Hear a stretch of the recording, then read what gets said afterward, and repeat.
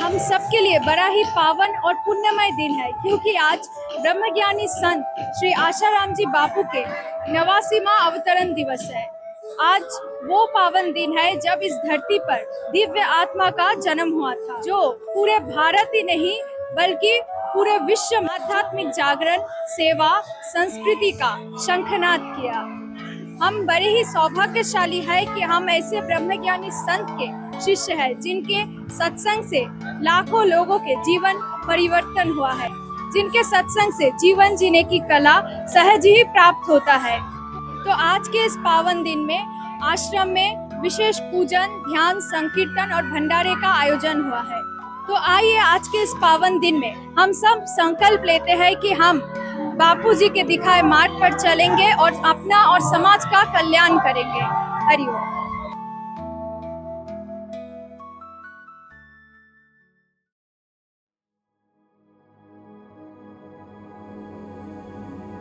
कोलकाता में गरिया स्टेशन से लगभग 2 किलोमीटर की दूरी पर शांत स्थल पर बसा है संत श्री आशाराम जी बापू आश्रम। जहाँ पर ब्रह्मज्ञानी संत श्री के चरण पड़े हैं, वह जगह महान तीर्थ बन जाती है।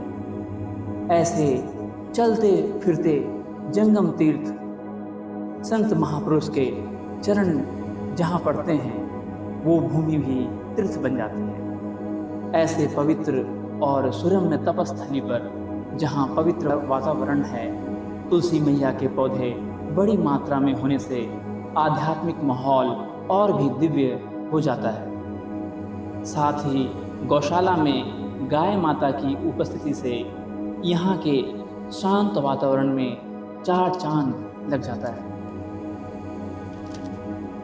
ज्ञात हो कि यहाँ सत्संग मंडप है, जहाँ प्रत्येक रविवार को पूज्य श्री का सत्संग चलता है। कई बार इस धरती पर पूज्य श्री का आगमन हुआ है।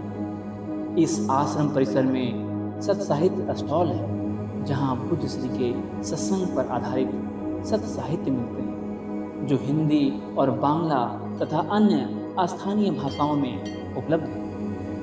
यहाँ पर सत्संग, सेवा और सत साहित्य के द्वारा लाखों लोग इस आश्रम से लाभ उठा रहे हैं।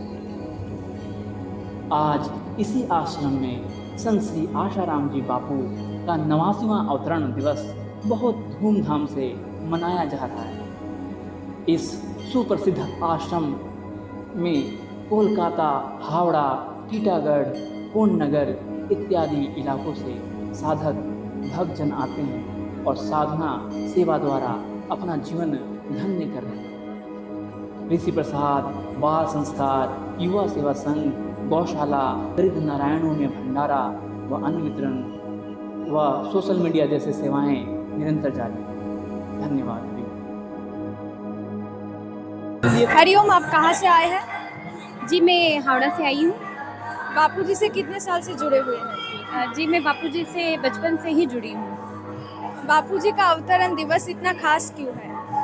बापूजी का अवतरण दिवस खास इसलिए है क्योंकि बापूजी कोई साधारण संत नहीं है, वो बहुत महान संत है। और दूसरी बात ये है कि उनके बहुत ही ऐसे महान कार्य हैं, जैसे बच्चों के लिए बाल संस्कार, नशा मुक्ति केंद्र अभियान उन्होंने चालू किया है, महिलाओं के लिए महिला मंडल, मातृ पितृ पूजन दिवस, तुलसी पूजन आदि बहुत सारे ऐसी चीज़ें की हैं, जिसके कारण ना सारे बच्चों से लेके बूढ़े लोगों तक का भी जीवन बदल गया है। आज के टाइम में भक्ति को इतना सरल बापूजी ने कर दिया है कि लोगों को, पहले के ज़माने में लोगों को जंगलों में जाना पड़ता था, एकांतवास लेना पड़ता था, लेकिन अभी लोग गृहस्थ में रहकर भी अपनी भक्ति को इतनी आसान तरीके से कर सकते हैं कि उसका वर्णन भी हम लोग नहीं कर सकते। हरिओम। आप कहाँ से आए हैं? बेहला से आ रहे हैं। आप कितने साल से बापू से जुड़े हुए हैं? 2005 से जुड़े हैं। आप यहाँ पर क्या क्या सेवा कार्य करते हैं? हम बाल संस्कार का सेवा करते हैं, 2 साल से सेवा कर रहे हैं। उसमें उच्च संस्कार देते हैं स्कूलों में, जैसे बच्चों लोग गलत रास्ते पे नहीं जाए।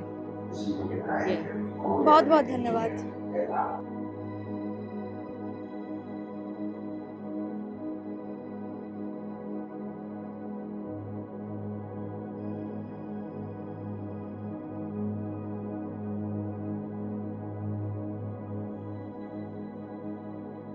হয়। প্রত্যেক মাসে এখানে কার্ড বানানো আছে, যারা এখান থেকে চাল, খাওয়ার দাওয়ার, ওষুধ, তারপরে চক্ষু পরীক্ষা, স্বাস্থ্য শিবির, বিনামূল্যে চশমা দেওয়া হয়, অনেক রকম সেবা। তাছাড়াও সাহিত্য সেবাও আছে, যেসব আজকালকার যুবকরা যারা সমাজে অন্য পথে যাতে না যায়, ঠিক পথে থাকে, তার জন্য প্রচুর সাহিত্য আমাদের এই আশ্রম থেকে বিতরণ করা হয়। অনেক অনেক ধন্যবাদ আপনাকে। ধন্যবাদ। हरिओम, आपका नाम? मेरा नाम सुरभि त्रिवेदी, मैं आप कहाँ से चित्तरंजन आए? पश्चिम बंगाल से। आप कितने साल से बापू से जुड़े हैं? मैं 2005 से बापूजी से जुड़ी हुई हूँ। बापूजी का अवतरण दिवस विश्व सेवा सत्संग दिवस के रूप में क्यों मनाते हैं? मैं एक लाइन बोलना चाहूँगी, संत न होते जगत में तो जल मरता संसार। आज हम इतने साधक यहाँ पे उपस्थित हुए हैं क्योंकि हमारे जीवन में बापूजी के आशीर्वाद से, बापूजी की कृपा से इतना धैर्य, इतना शांति, इतना सुकून, इतना साहस, मतलब क्या नहीं है। आज जहाँ कलयुग में लोग इधर उधर अशांति की आग में जल रहे हैं, वहाँ हम बापू के साधक सुकून से अपना जीवन व्यतीत कर रहे हैं, ईश्वर के रास्ते चल रहे हैं। इसीलिए बापूजी का अवतरण दिवस बहुत ही खास है, क्योंकि बापूजी अवतार लेके इस पृथ्वी पे आए हैं और हमारा जीवन सार्थक करने के लिए ही बापूजी का अवतार हुआ है। हरिओम।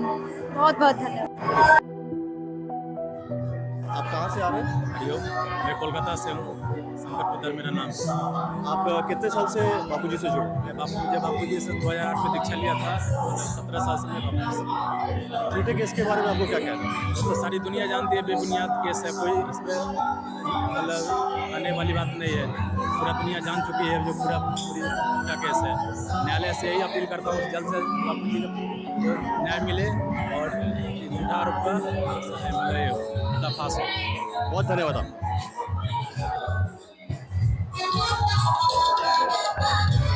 আমার নাম রমেশ রাও, আমি ঋষিকুল বিদ্যাপীঠের প্রিন্সিপাল। বিগত 21 বছর দিয়ে পরমপুর সন্ত শ্রী আশারামজি বাপু থেকে দীক্ষা নিয়েছি। আর আমরা তখন থেকে এখন আজ অবধি আমরা সব সেবার মধ্যে আমরা প্রস্তুত থাকি। আশ্রমের বাইরে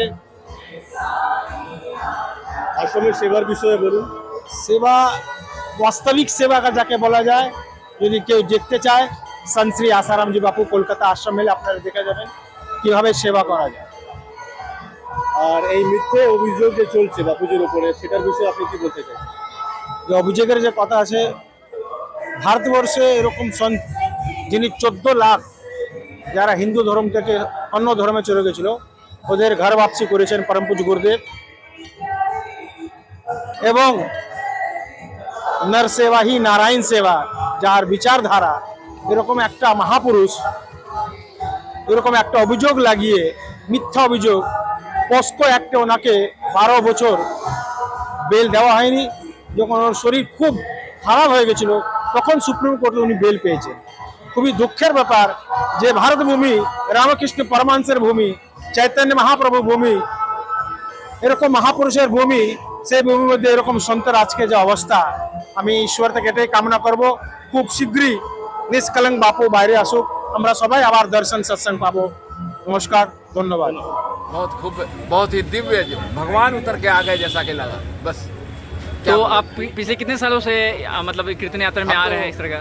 हम तो जब से यहाँ पर शुरुआत हुआ तब से ही हैं। और गुरुजी से तो लगभग 30 साल से जुड़े हुए हैं। तो ये मानते हैं कि इस तरह का कार्यक्रम होना चाहिए? जरूर होना चाहिए, जरूर, क्यों नहीं होना चाहिए। इससे समाज को प्रोत्साहन मिलेगा आगे भक्ति भावना के लिए। और क्या है कि लोग नए से नए लोग जो कि धर्म के बारे में अपने नहीं जानते होंगे उसको जानने की कोशिश करेंगे। और पूज्य बापू जी की समान रिहाई के लिए आप सरकार से क्या ये तो मांग करेंगे? सरासर बेबुनियाद बनाया हुआ केस है और इसको तो अब बस क्या बोला जाए, अंधेर नगरी चौपट राजा वाला खेला हो रहा है और क्या बोला। इसके लिए तो और कुछ तो बोला नहीं जा सकता, क्योंकि वो तो हमारे पास में है नहीं कि मुक्ति दे दें। हाँ, लेकिन अब माननीय न्यायालय को समझना चाहिए इसके बारे में। धन्यवाद।